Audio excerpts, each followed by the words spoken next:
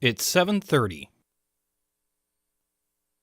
Hi, my name is Bishop Andre Woods, and you're listening to the Worship Center Radio, the platform of champions, Detroit's #1 for the gospel. Are you willing to support a ministry that's doing work for the Lord worldwide? We understand that it's hard, wanting to make sure that you sow into good ground. Well, Worship Center Radio is good ground. Reaching as many as 50 countries worldwide, we have put the Great Commission given to us by Jesus Christ in action. Support us as we continue to do the work. Go to www.worshipcenterradio.net and on the right-hand side, click the Donate Now area and send us your gift so we may continue to broadcast throughout the world and bring to you programming that elevates you to the next level in God. We thank you for your support and continue to listen to Worship Center Radio, the platform of champions. From Detroit to the nations, you are listening to the world's #1 Christian station, Worship Center Radio, the platform of champions.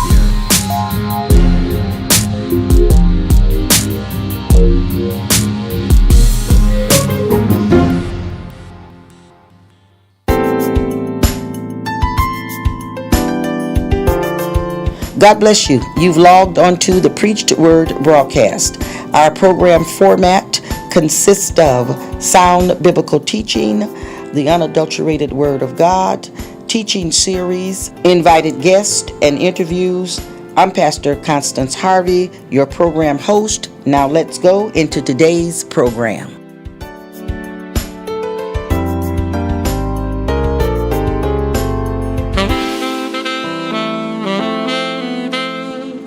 Well, God bless you. We're back again another Thursday evening for a marvelous time in the Word, a marvelous time here in the studio. And I'm so excited this Thursday evening and also for next Thursday. We have with us the renowned Dr. Jesse Jackson from the Best Man Company. And I'm so excited, not just because he's here as an invited guest, but because he's also, first of all, a great dear friend. Secondly, my fellow co-worker, my comrade, praise God, in the gospel and in the secular world, in the educational world. And I'm here to introduce you to him today. He's going to be teaching a series for the next 2 weeks, and we're excited to have him. I'm going to give you the phone number at the top of the chart, 248-796-8241. We're going to give you that number at the top of the chart. And get ready because you have 2 weeks of broadcasting, 2 weeks with him for the next 2 weeks, and I'm excited about it. Dr. Jackson is a marvelous man. He's a marvelous husband. He's a marvelous a father, a parent, an educator. He is just somebody just absolutely special. Here he is with us on this evening and for the next 2 weeks. Dr. Jesse Jackson, how are you doing this evening? Phenomenal. Thank you for having me and the kind words. Thank you for the invitation. Glad to be here. All right. Well, you know what, Dr. Jackson, we have, I've been with you several times. We've been together on different occasions, in the state, out of the state, around the state, Yes. East Coast, down south, and Yes. various places. And one thing that we've come to recognize, and many of our leaders throughout the nation altogether, that people are really in a wreck. We have Bad situation. so many people that are in such bad situations. Definitely. And the sad part about that is that many of them are Christians. Many of That's them right. are Christians. You're a Probably Christian, worse. I'm a Christian, and Right. many of them are Christians. And Definitely. we have people on every scale, every walk of life, Definitely. that is in really a bad situation. Definitely. Emotionally, Yes. physically, Yes. spiritually. Absolutely. They would say lackluster, no love lives. I mean, None. it's just absolutely awful. We have more African American, or I would say minority, incarcerated youth from 16 to 23 than any Absolutely. other ethnic background. And I believe that the messages that I've heard from you Yeah. down through the years is That's a right. message for this mess age. And you're going to talk to us a little bit today, right? Well, I got you covered. You got me I covered. think we got a few things for you. So everybody's going to have to get in what I call college mode. That means you don't have to pull out some pen and some paper wherever you are in the United States. You can't do that on the road, but I have some things that I know will help us correct our issues. So if you're ready, I'm ready. And what I think is good for us to dive into and take a good look at is to ask ourselves, why are so many people emotionally unhealthy? That's emotionally unhealthy. So, you know, And how does that tie in with physical unhealthy? well, I'm glad you asked. This is the reason why so many folks are emotionally unhealthy. There's three parts of a human being, which is number one, spirit, number two, mind, number three, body. They all intercommingle. So if I was doing math, I would say they're all worth 33% of the human health. Okay. So what happens is you either have people who really work on their body. That's only 33%. You have a lot of people who try to be smart, which is educators. That's another 33%. But then we have a lot of people who neglect those two and go to church on Sunday, get pumped up full of the scriptures, but yet and still have done nothing with their thinking patterns. Okay. So that will lead you to a dangerous place in this life, which will bankrupt you over time. So let's break this down so we can get somewhere. I'm ready, pumped up to be here. Good to be with you, America. If you know a friend, tell them to download. Go tap them right now. Go get somebody you know and love who needs help. Subject for the next 2 weeks, part 1 and part 2 would be, in this healing school, would be how to rebuild a broken human being. A broken human being. So ask yourself, what would a broken human being look like? That would be someone who has endured an abundance of damage, what we call traumas, unresolved traumas. Now, for the record, let's review what are the top 5 traumas in the free world. And I can tell you, if we got 300 million people in America, I can safely tell you that 290 million of the Americans living have one of these 5 traumas. Let's review them. Number 1, it's the death of a loved one. Okay, so it doesn't matter where you're from, black or white. You've had the issue where you've managed the death of a loved one. That could be your parent. It could be a sibling. It could be violent by accident. It could be the death of an unborn child. A death of a loved one not processed can turn into very toxic level of health. Number 2 would be a divorce or an abusive relationship. So think about it. If you come from a family that had, and you have seen or experienced abuse, and you've seen your mom abuse, you've seen your father abuse, you've seen a negative paradigm of what marriage is, what happens or family is, that paradigm and that trauma lives with you moving forward. So you hear a lot of people say things like, I don't want to get married. Where do you think they got that from? Their upbringing and their family program. They don't know they're living a trauma. Number 3, financial stress, which is vicious. And financial stress is things that people get used to living broke. They get used to living with no money. They get used to living in shortage. They get used to living financially behind. So if you grow up poor and you know all you heard is, we can't have that. You ask your mother for $1 for a candy bar, said, no, we can't have that. You can't have, mama don't have no money. What happens over time is your financial program is shortage. And when you're looking at this new generation of poverty and you say, what are all these black kids doing? They're broke. These black boys are not going to stay broke.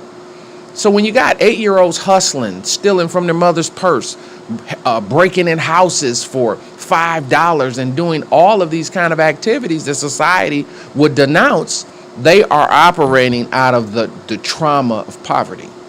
Guys, it's time to address this. Is absolutely the truth. It's no way around it. People say that's an excuse. You can't fight with facts, guys. A hungry person's going to figure out a way to eat, and they are in that state of trauma. The 4th one, which I think is very unique, is infidelity. Now, infidelity is tricky. We've lived a society in a decade where we have never got appropriate knowledge about infidelity. What is the great danger of infidelity to a child? So say your mother got cheated on, your father got cheated on or something, or you seen cheating as a kid. What happens is you develop a lack of trust for everybody. So your ability to trust and believe people now become extremely limited. And so what we've been thinking is something that's done in the dark and no big deal. And, I can cheat. It's my just hookup. I can have a little extra on the side. Turns out to be the worst conduct a human being can experience. Most folks, if there's an infidelity in a marriage, they'll say, well, let's just break up and divorce. That is the absolutely worst reason to separate a marriage during infidelity. What you want to do is you want to process the infidelity out before you decide to move on and separate, or that trauma will follow you to your next marriage. Have you ever met somebody that got cheated? Every relationship they've been cheated on, there's no surprise. That's not a shock. It's an unresolved trauma. They saw it in their mom, saw it in their dad, and now they are believing that this is the way things are. It's an unresolved trauma. It's also worth saying that for married people, infidelity becomes the most damaging trauma because it hides in the human spirit. People don't dig it out. And you ever notice whenever you think about when you were cheated on, the emotions that are invoked during that time? And that's what we're dealing with. So the last but not least is a combination, and it's called molestation. Molestation is what I like to believe is the most wicked evil against a human being. However, we have an abundance of Americans. The data tells us right around 35 million Americans. Guys, I know it's much more than that, particularly among people of color. One piece of data I saw said that about 60% of black women before the age of 18 are sexually abused in some fashion. And so there is no help for these traumas. What people do is they go through the death of a loved one, and they may go to a funeral, and depending on who the preacher is, they may be preaching that God took your family. Guys, that is not a way to deal with a trauma. See, what people are trying to do is feel better about it, and they say, well, God took them home. Dude, chill out, man. That sounds crazy. God killed your family. So take me. Okay, we in treatment. We on the radio. It's a good thing. Let's get some help. My mother, 2 sisters, and father are all deceased.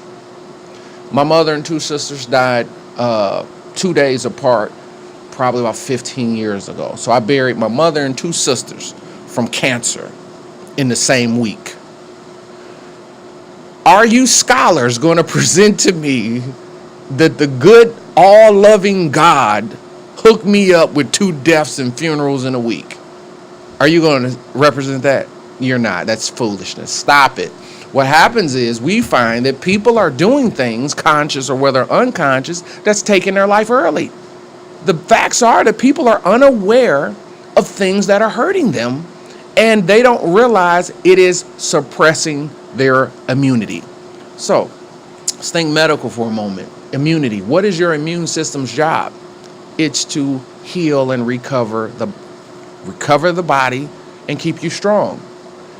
If you are functionally depressed due to death of a loved one, a history of bad marriage and relationship, financial issues, always stressed out on your job, not having a good time, you've been molested, you've experienced infidelity, or you've experienced some type of rejection from your parent, you are high risk to let your immunity down. The way most folks deal with their depression is one of 3 levels. One would be substance abuse. So you have alcohol and drugs. So you see, an alcoholic is not dealing with an issue that's disturbing them. We see in many urban cities around the free world the use of marijuana. Guys, marijuana is not a party drug. Marijuana is a drug of depression. People are actually trying to use that marijuana to suppress the part of the brain that feels pain. That's why they smoke in the morning, smoke at lunchtime, and smoke a blunt to put themselves to sleep. Or you see a lot of people will over-suppress themselves in religion. Now, they're not getting closer to God. They're just being religious. And the proof is in the outcomes of their life. You got to take a look at outcomes. We got to come to the time where we got to stop thinking we're making progress. You need to check out and see what kind of outcomes you're getting. Because if you are not getting the outcome that you want, you're going to have to accept the fact that just maybe I mean, listen, we know you don't make mistakes, but just, could it be you, us? Okay, we know you don't make mistakes. Okay, you don't. But could it be that you're missing it? I present to you, you are. And so now we need to start a process. This is a brave process. This is not for people, a lot of people want to stay ill. A lot of people want to stay in a place of remorse. A lot of people don't want to deal with the death. They want to use that death as a crutch for the rest of their life. They want to use it as a reason to cheat, to drink, and to keep these negative behaviors going. They want to use their separation from their dad and their mother as a reason to stay dysfunctional.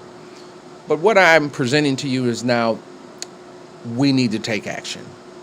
What I'm going to walk you through in this first part, I want to show you what is the root cause of many of the traumas that we have in life. As a matter of fact, I'm going to give you the root cause of all the traumas. So it means you're going to get a flat answer. And so to start this out, emotional issues can all be connected back to the root core, to our relationship with our Father. It's just really, really tricky because we have a society. I mean, if you ask them, they'll tell you that, they would almost refute a father's relevance. I mean, that's pretty psychotic because everybody was born, has a father, 50% of your genes. Now, fathers have a role.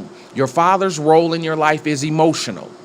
Okay, so when you see issues with depression, self-esteem, the ups and downs, the conduct of infidelity, the sexual misconduct, you see the anger and bitterness in these young men, the abuse of women, you can always check your daddy's roots first, which means your father can woven who you are emotionally, whether you never met him or not. Your daddy's 50% of your daddy's blood's in your body right now, and it is dictating things whether you know it or not. So that's one part. We're going to deal with the father. Second part is we're going to deal with what our mother does, because our mother is the person putting us together. And I always like to say you can make it without your daddy, but how you can make it without your mother is going to be pretty peculiar, because it's going to be very tough, because mothers actually make human beings. So when we see a lot of the infrastructure problems that people have, we can link it back to our mom. So I want to give you the phone number here. Our phone number here is 248.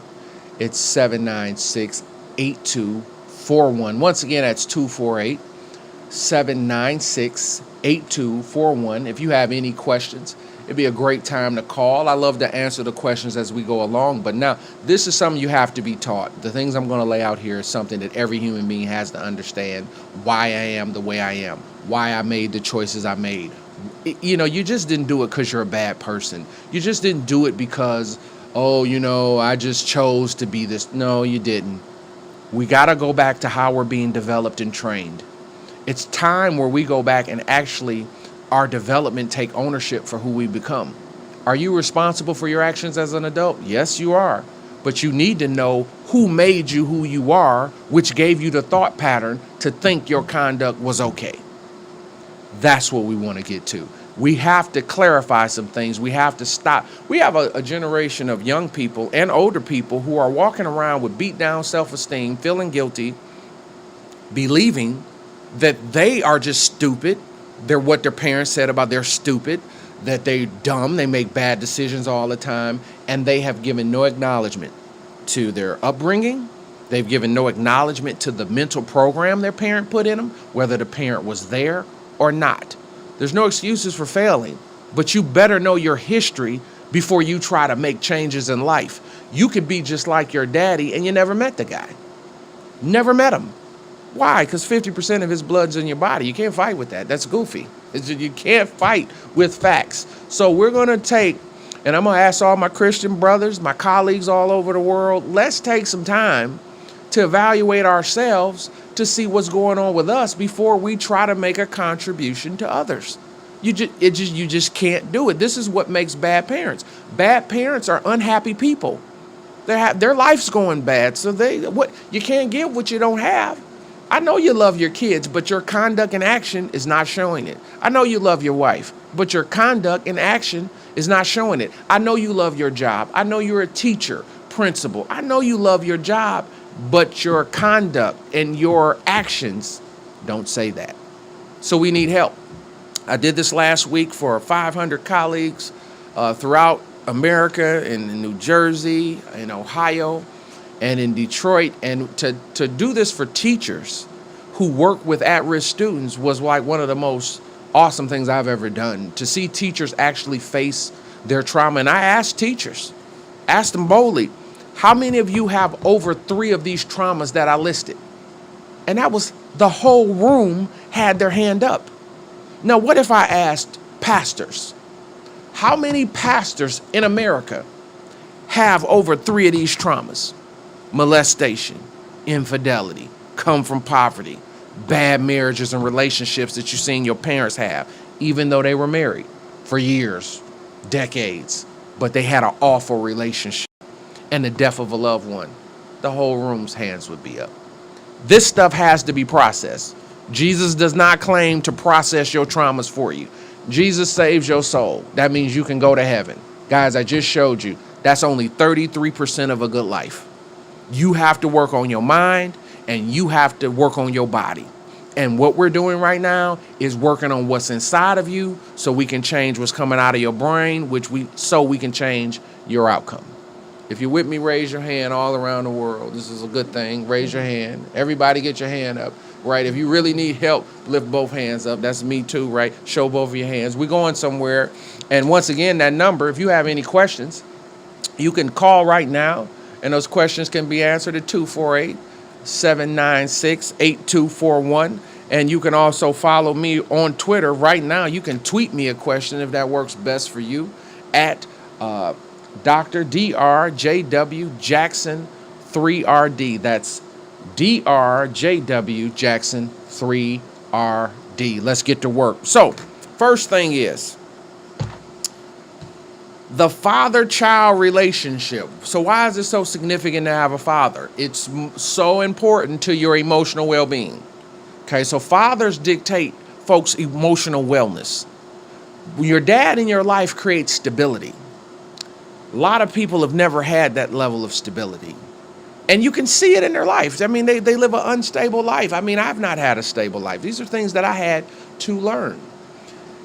Father's job is to create a confident human. For example, your mother is the one who introduces education. So she teaches you how to read. So once your mom teaches you how to read, she gives you that book and she says, go do what? Go read this to your who? Your father. Your kid reads you the book. They say, hey, blah, and this is great, and whoop, whoop. And then what does dad say? Oh, man, that was great. What did the kid hear? I want to do it again because my daddy thought reading was cool. Now, when you ask yourself, why all these black kids can't read? Well, when you look at what's going on with people of color, we have a daddy issue. A place like Detroit, the data says that over 90+% of the kids in the city are living separated from their biological father. I mean, guys, and people so irresponsibly respond to that and just say like, oh, we need to get them some mentors. These kids are, listen, if you already got a relationship with the kid, mentoring works. But you're just trying to be a random dude, coming integrating yourself in a kid's life, good luck with that. Dude, really? What does the kids say? The kids are angry. You ain't my daddy. Man, what? What? I'm lying. Y'all know about that? No? Yes? Right. That's what's up. So you can't keep playing this game with these children. I've had the privilege of locking up thousands of kids. And guys, 100% of every kid in my care had daddy issues. 100%. Every boy and every girl. I have not met someone who looks like me who doesn't. The thing that tripped me out is as I started going around the world, and I'm talking to white people, brown people, everybody's got the same deal going. Daddy issues is running the whole world, and people are wondering why they're failing, why their confidence is in the toilet, why they're so frustrated with life, why their marriages are jacked up, why their dating is so jacked up. You can all track it back to daddy issues. Now, I break daddy issues down on 5 levels. So I call it 5 types. And if you haven't read the Daddy Issues book, I would suggest it to you because it's a game changer in life. So we have 5 levels, daddy issues. We call it the without a father syndrome. So type 1 is what? I don't know my daddy at all. Never met my daddy. Don't know him. Never met him. I don't have a daddy of record. Okay, that person tends to be kind of lost. They really are searching to find their way in life. For lack of a better term, they end up being kind of a follower because they're kind of easily misled. Why? Because they don't know their roots. They don't even know their dad. I mean, here we are trying to study black history, and every human being needs to kind of be like, literally, I need to study my family history. Forget black history. You need to learn about your daddy and granddaddy and great-granddaddy and track all these traumas in your family. That would serve you greater than your history as a race. If you knew what bloodline you came from and you knew the fact that your father had a problem with drugs, your daddy was incarcerated, your granddaddy was incarcerated, your daddy was incarcerated, and now you have these tendencies, you'll at least understand yourself better.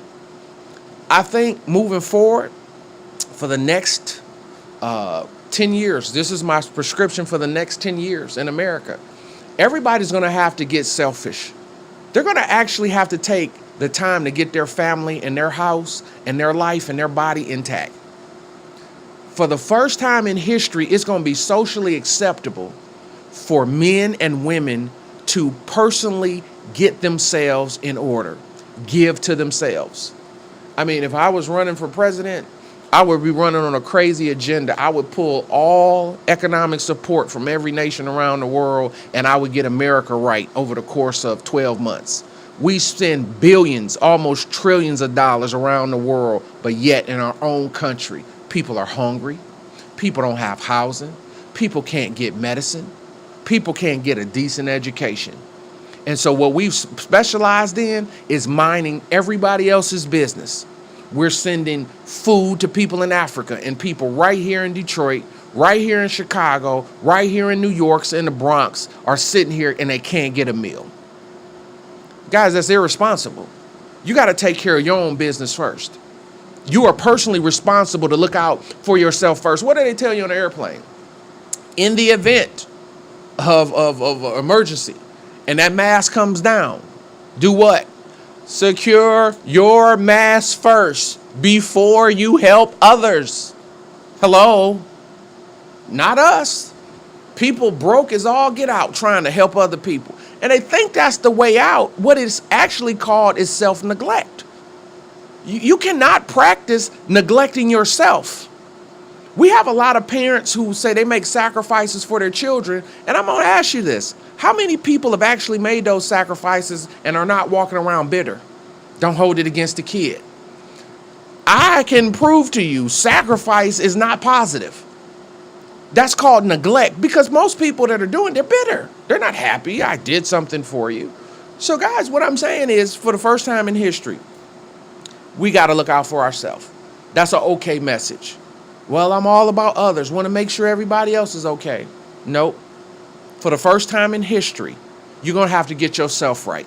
For the first time in history, you're going to have to actually give detail to your own needs, because it's a proof people are neglecting themselves and their families, and they're falling apart. They neglect their own body. You have medical professionals who work at the hospital who are in poor health. Come on, dude. You have half of American teachers have poor relationships with their own children, but yet they teach other folks' kids for 8 hours a day. Preachers, families are in ruin, but they are the savior of the soul of the congregation. That's neglect 101. So that's my first prescription to you, is you're going to have to mind your own business. You're going to actually have to mind your own health business. You're going to have to mind your business. You got to get yourself healthy, and you need to find out your history. So everybody's first piece of homework is to figure out, what was the deal with my father? Check my history with my dad. Check the history with my granddad. Check the history with my great-granddad.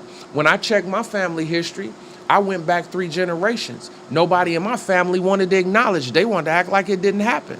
I mean, you got to realize my dad he met his father once. My father, my grandfather, was a married man who had 5 kids with my grandmother. So you want to know why my daddy was jacked up? Really? Why he was emotionally up and down all his life? Good guy trying to do things right in the church, trying to find his way, but just didn't understand his heart was broke his whole life. And people will overlook that like, well, God will fix it. Man, there's no proof of that. God will save your soul, which means you can go to heaven. Your emotions and your spiritual makeup is our responsibility. What are you putting in there? No human was designed to live with heartbreak. We got a whole generation of folks out here who are professionally heartbroken. Who is telling us that it's all right to have a broken heart? Who is telling us that it's all right for our heart to be broken? And what I'm saying to you folks is we have got to give detail to this for the first time. So type 1 in this situation is, I don't know my daddy. Type 2 is, I know my daddy, but he rejects me. He's a neglectful father. You know, we have a disease in the hood where kids will know they daddy. They daddy live around the block from them, but they daddy got another girl and a new family. So you got 2 other kids with this other lady. Now he taking care of them, but he's doing nothing for this one. How do you think that makes children feel? Nobody was designed to live with a broken heart. Nobody was designed to live with a broken heart. The proof or the thought that it's okay to be hurt every day and that being hurt is a part of the human experience is garbage. And guys, it's doing damage to our spirits, our mental health. Depression is the #1 disease in a free world. What is depression? That means you feel bad about things that have happened to you. Where do you think that's coming from? Your upbringing. What do you think? Who do you think the most abusive person in the world is? You think the world or the streets? No, it's the person who's supposed to love you. Your daddy, your mama. That's the danger.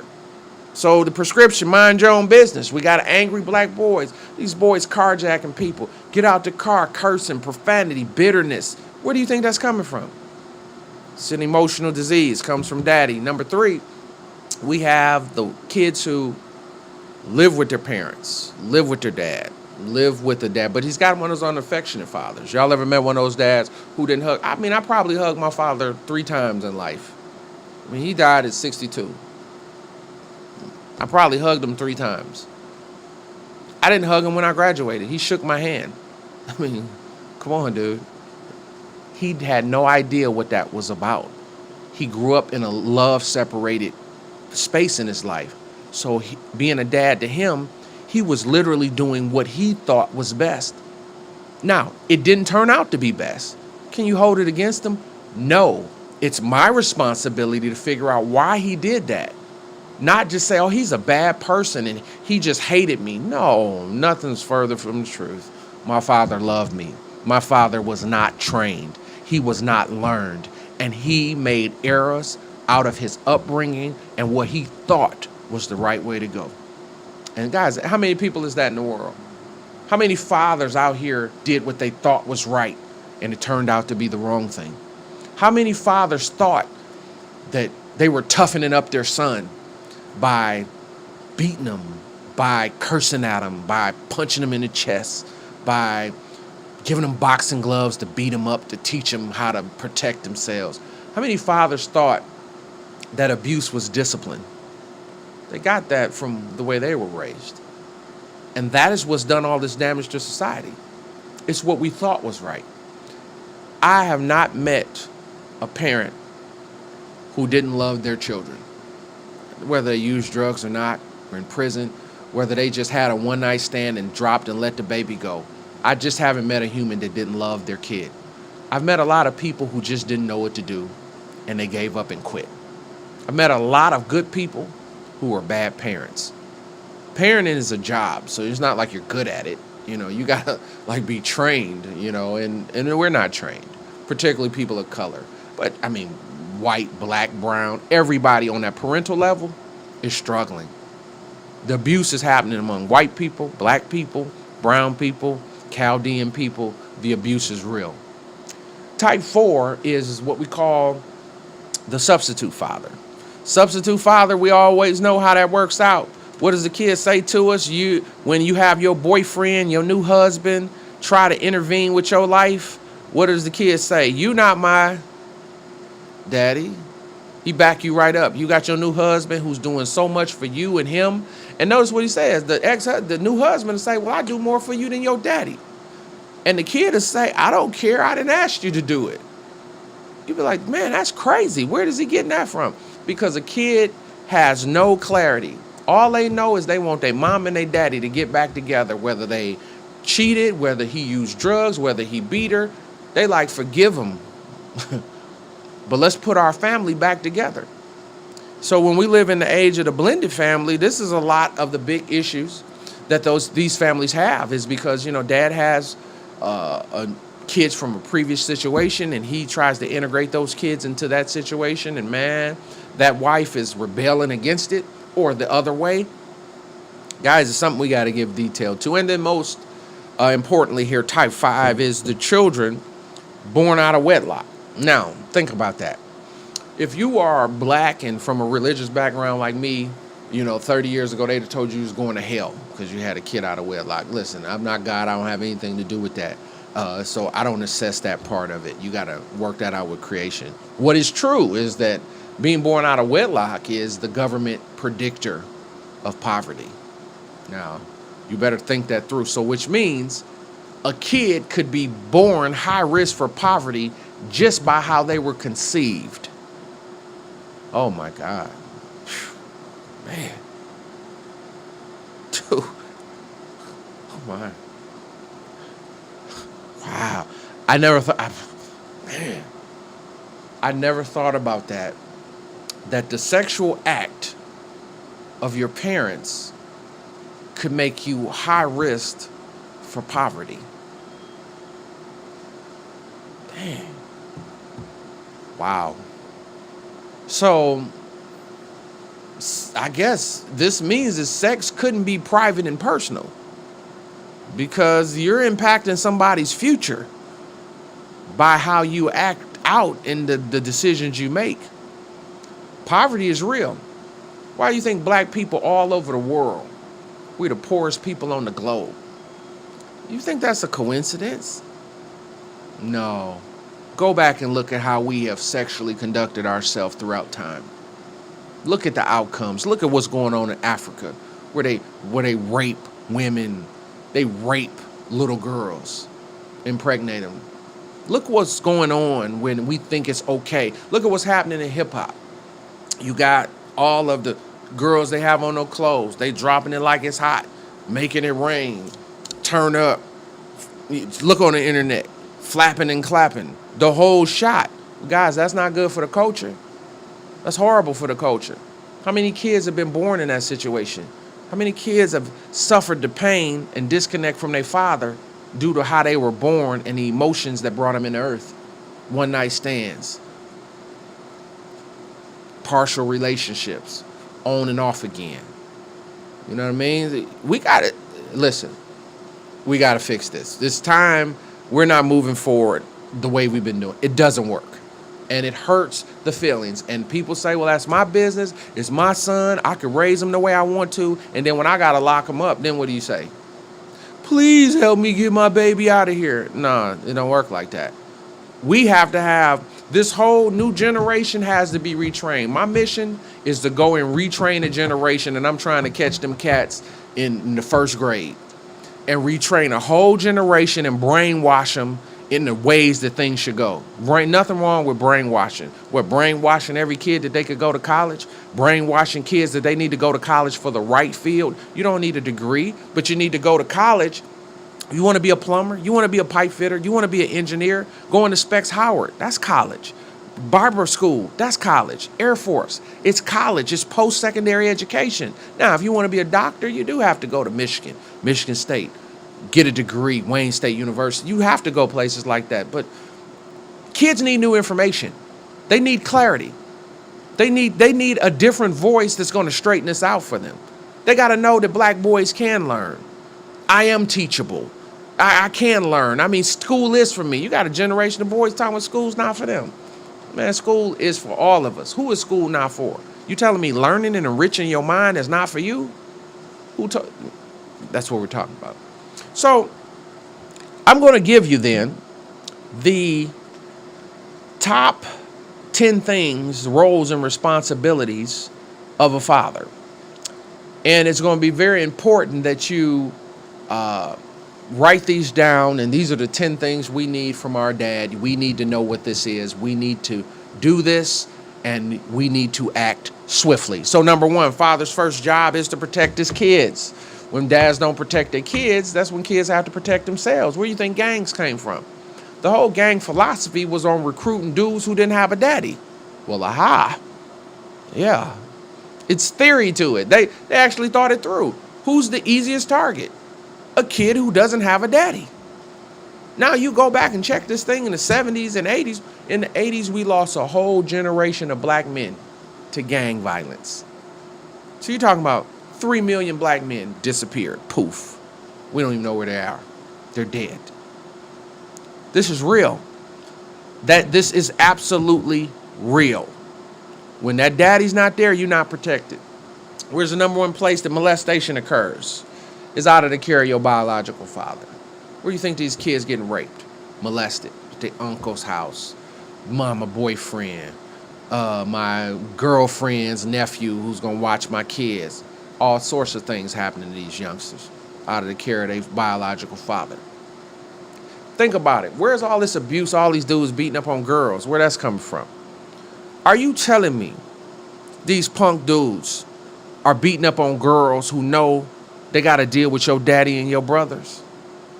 Get out of here, man. That don't even sound right. Who they beating on? The girls that are not protected. They don't have no daddy. If a dude knew he had to deal with your pops, he touched you once, would that be the person you picked to touch? No. The fact is, the daddylessness allows ladies to get abused. It allows women to be molested, boys to be molested. It allows kids to feel that they need a group to protect them. So now we have people gravitating to the group and not gravitating to being an individual and learning how to carry themselves. And so our father's first job is to protect us. Second job is to discipline his children. So we know it's a difference between mother discipline and father discipline. Fathers are instructors. Father is designed to be your first teacher. And when you have the first voice you are supposed to be learned, who's supposed to teach you, is your dad giving you instruction. Not being yelled at, not being abused, is instruction from. That's what discipline is. People think discipline is getting beat. I mean, that's stupid. Discipline is teaching. I'm disciplining you. I'm not beating you or touching you. I'm talking to you. Chastening. What is chastening? A beat down? Chastening is verbal correction, instruction. Hey, why are you doing X, Y, Z, son? No, it needs to happen like this. This is what you need to do. This is what you got to do when you wake up. Here's your routine. You get up, you go to the bathroom, you brush your teeth, you wash your face, you do your routine. It's discipline. All right, son, this is how you act. This is what we do. You don't talk like that. This is how you talk. Teaching.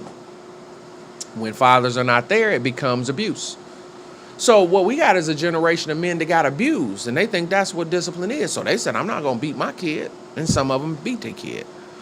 When the mom has to do it, that's when kids are going to get abused. The whole part of welfare culture, the last 50 years, is think about the welfare culture and how it was designed. Now, America set it up. President Lyndon Johnson set it up, 1965, the Anti-Poverty Legislation Act. This is documented American history. This is the reason that Dr. King and President Johnson fell out. Now, this is a historical account record. Dr. King documented this in his book, Why We Can't Wait, so it's a fact. President Johnson said that welfare was the best way to serve the Negro, meaning he thought that you can give them a monthly stipend, food, and Title I, meaning some economics for academic support. Dr. King said if you give the Negro welfare, it would look just like 2015. Ferguson, Baltimore, Detroit, LA, Bronx, Brooklyn, Houston, Dallas, Nevada, every place all over the world that you're seeing this type of thing go on. And the danger and the problem here that we need to fix is that we're going to need to accept the fact that welfare, you can only get welfare in 65 if you were unwed, if you were not working. So that meant you were a female and you didn't have money. So over the last 50 years, black women and minority women and poor white women have been woven into this damaged human. So you got to realize, first thing, their situation is what led them to having sex and having kids. So now they get aid and they get help based on, move that over for me, the clock, so I can see it. It was based on negative circumstances, okay? So their life was based on negative circumstances. So you got to understand, they're getting welfare based on the negative circumstances. So they are born into a culture of abuse. So now 50 years later, we got young 15-year-old girls, 16-year-old girls getting pregnant to remain on the welfare concept. Welfare has now become an economic strategy. This is really humanly sad, but what we have is we have an abused species, which is the black female. So the abuse of women over the course of time is now something that is socially acceptable. So it used to be, now welfare's design said if a man was on the property, we won't economically help you. So now we went through a period in the early 70s where black men, fathers, people who were possibly married, were sneaking on the property to see their children. And then you have the social worker who says, that guy's here, I'm gonna cut you off, I'm gonna take your kids. Well, what's the consequence of that? Now you fast forward 50 years later, now we don't have to ask the man to leave. He disappears at the point of conception. That's what we're dealing with now. So there's a consequence. So now you have black women have got hurt worse. Now they have multiple baby fathers, heartbreaks from different relationships. Why do you think they have multiple baby fathers? Because they're getting their heart broke and broken down relationships. So what you have is when you see multiple baby fathers, don't think whorish behavior or sexually out of control. Automatically think emotionally wounded human. Let the bomb. You have 2 baby fathers, you have 3 baby fathers, 4 baby fathers. Automatically think daddy issues. Bomb, red flag, wounded human. A guy, you see, I got 3 or 4 baby mamas, 2 baby mamas. Automatically think wounded human. Bomb. Not all you was getting around, getting it in. No, this is a wounded person whose emotions they don't know what to do with, and they're trying to find love and affection in those relationships, and it all comes from this relationship with your dad. Number 3, raise your hand if you're getting something out of this, okay? If you're in the car listening, you around the world, raise your hand, and let me know if you're getting something out of it. It's 248-796-8241. Once again, that's 248-796-8241. 41. Call me. Let me know if you're listening right now. Call. Let me know if you have questions. Text and tweet your questions in right now so we can make sure that you're getting the help you need. My Twitter directly is at Dr. That's DRJW Jackson, the number 3 RD. And that's on Twitter. All right, let's get back to it. Number 3 is our Father's job is to provide us with financial means. That's why poverty is rampant, because daddies don't have no money, man. Fathers don't have any money. So ask yourself, how much easier would your life be if your daddy had a little stipend for you after you graduated from high school? Most people I know, their father had nothing for them. Their father left them a financial mess. Number 4, our Father's job is to build and maintain the self-esteem of all of his children. This is why you see the damage going on in people, and they have such low confidence. And we're talking about older people. Their confidence is bad. Number 5, a father's job is to provide guidance and direction and social education. That's etiquette, how to speak, how to communicate ideas, being a gentleman, how to be a lady. You get that from your father because your father's the first person you're trying to be a lady for. That's fact. Number 6, father's job is to teach proper respect for your mother and women. So now we're in a culture where women are openly disrespected, openly abused. They call each other out of their name as a social sport. You know, they use the B word on TV. They use it on the radio as if it's a social acceptance. That is the sign of abuse. When you hear the frequent use of the N word, that is the sign of abuse. These are people who are being culturally have accepted being abused. They have culturally accepted abuse. Something that we should all think about. It's very, very dangerous. Number 7, being involved in the sexual the sexual purity and virginity, protecting the sexual purity and virginity of both of his children, not encouraging your son to have sex, not encouraging sexual relationships, saying, strap up. And guys, that's dangerous. Why? Because the data tells us there's diseases out here today that medicine won't help you with.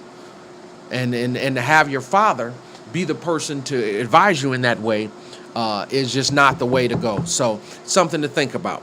Now, number 8, to be involved in marriage, to be involved in the marriage transaction. Why are there so many bad marriages?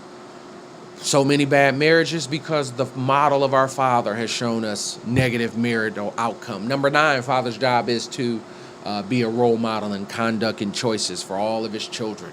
And number 10 is to provide our young people with unconditional love. If you don't get these 10 things or these needs are not met, I present to you that if you have these voids from you, disconnects from your dad, you will be in a situation where you will find yourself with what I call America's number 1 disease, and that's called daddy issues, the without a father syndrome. That is not having the desired connection that you want with your father. So you and your daddy might be cool, y'all might talk, but you didn't get what you need from your relationship with your father. This is very dangerous because it impacts you emotionally.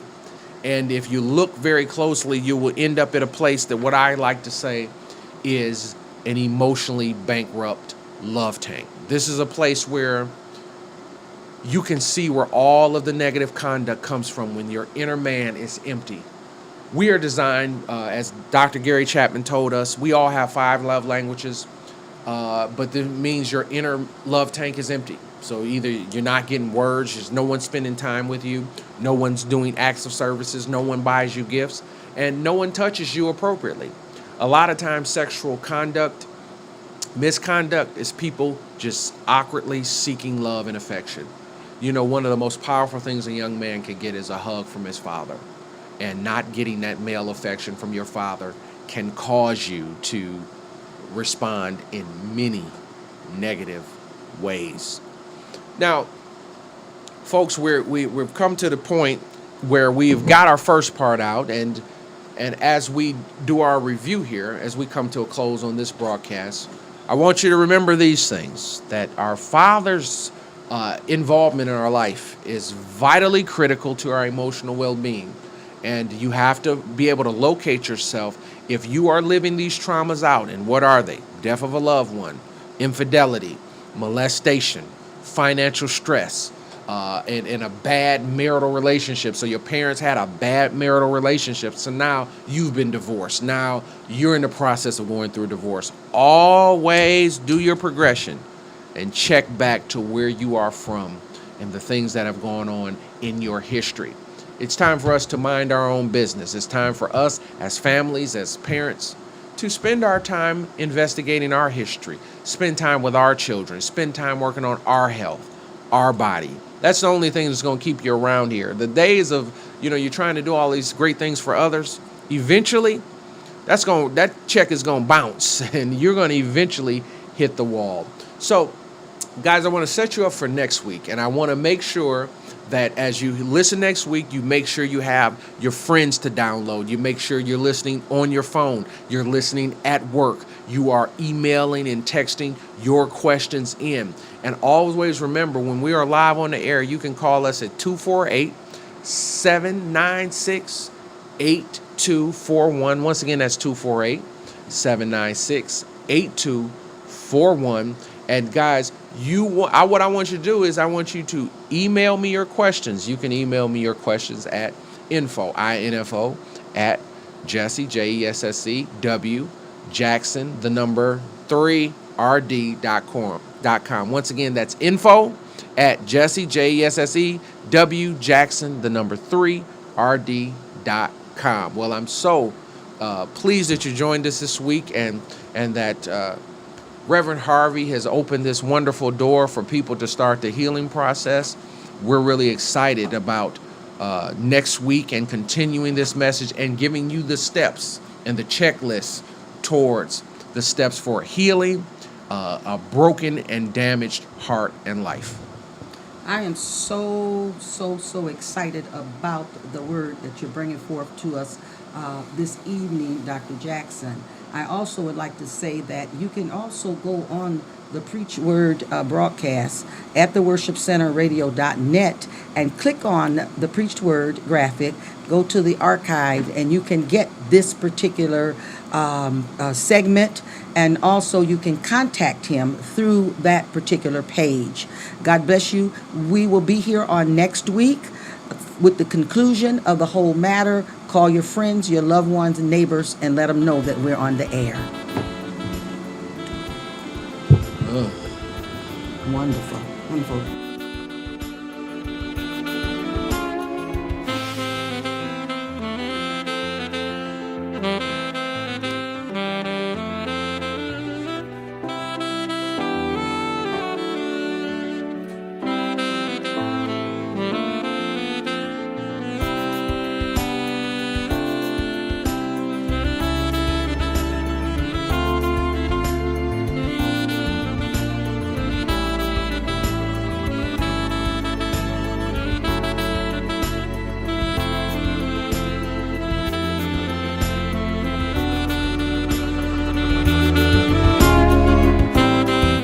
Thank you for listening to the Preached Word broadcast. Fellowship with us at the Rose of Sharon Christian Assembly, located at 19337 Conant, Detroit, Michigan, between East 7 Mile Road and East Outer Drive. Fellowship with us and our Sunday worship service at 11 a.m. Contact us at 313-570-8305 or email any special prayer request to revcdharvey@yahoo.com. Visit our webpage at worshipcenterradio.net. Thanks again for listening. Tune in again next Thursday at 8 p.m. and I'll see you in the next worship service at 11 a.m. at the Rose of Sharon Christian Assembly. God bless you.